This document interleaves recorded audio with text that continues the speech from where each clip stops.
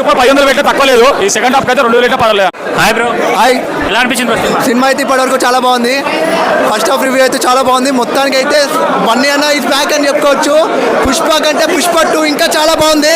తగ్గేదిలే అని చెప్పుకోవాలి. ఈ లెవెల్ ఈ సినిమాతో Bunny pan India star అయిపోయాడా?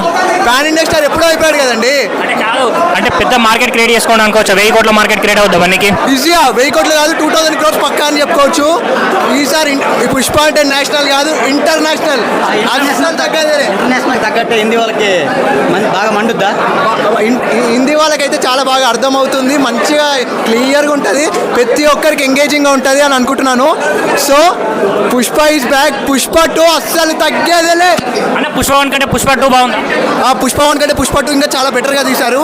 So ఇంకా ఇంట్రెస్టింగ్గా వెళ్తూ ఉంటుంది. సూపర్ అన్న, సూపర్. ఏం నచ్చిందన్న సినిమాలో?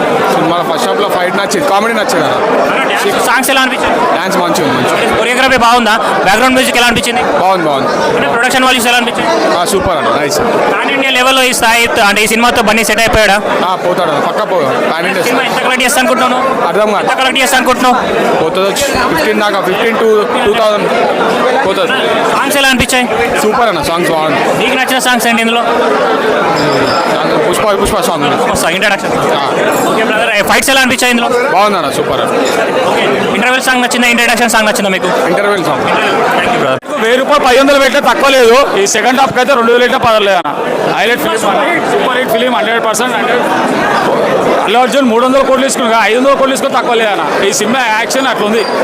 సినిమా గురించి 2000 పెట్టినా బాధలే అన్న. ఇప్పుడు 500 టికెట్ పెట్టినా నేను, నాకేం బాధలే. సినిమాకి అయితే నాకు ఆల్రెడీ చాలా బాగా నచ్చింది.